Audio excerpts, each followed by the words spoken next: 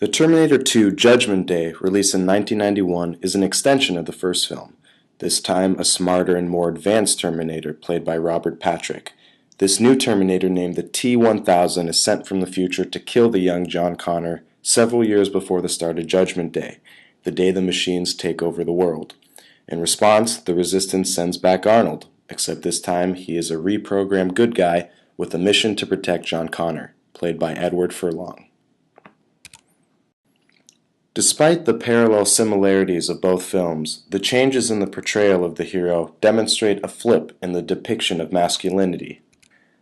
Looking at Kyle Reese in the first film, something to note is that he is a human being, vulnerable, compassionate, and driven mostly by his experience and survival instincts. Many of the ways he protects Sarah Connor is by avoiding violence or danger whenever possible and confronting the conflict whenever necessary. Much of how Kyle chooses to navigate through the city is in a strategically secretive way.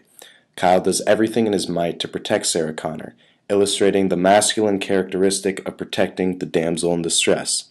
Yet despite Kyle's heroic ability to protect Sarah and avoid bullets around every corner, he is still a relatable character that expresses fear and panic in dangerous situations and unable to directly fight back against the Terminator.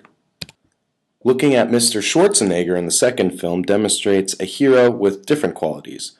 Rather than being a vulnerable and compassionate human being, the Terminator is superhuman, emotionless, not very vulnerable, and virtually indestructible. Rather than avoiding danger, he solves almost every conflict with simplistic brute force. The hero in this film is portrayed as a very macho, passively violent figure. But what is perhaps more interesting and reflective of the time periods that each film was released is the changing relationship of the hero and the person in need of being rescued. As Kyle Reese and Sarah Connor fight for their survival, they develop a romantic relationship, eventually leading to the conception of John Connor.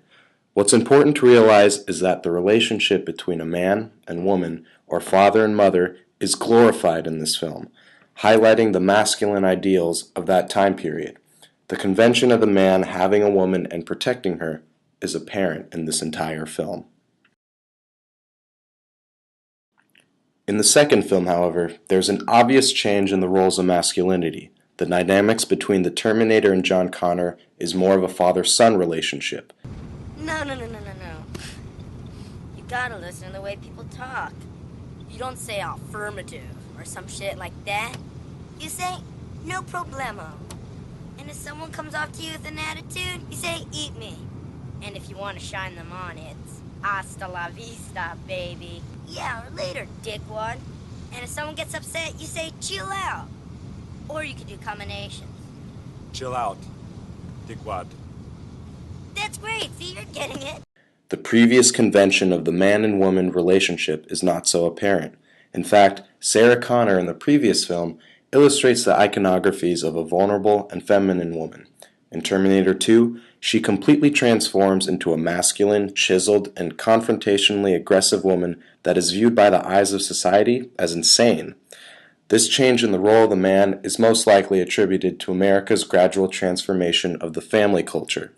At some point in their childhood, at least 60% of all American youngsters born in the 1980s spent time in a single-parent home. As a result of the emerging presence of the single father, the emphasis of the father-son relationship is more apparent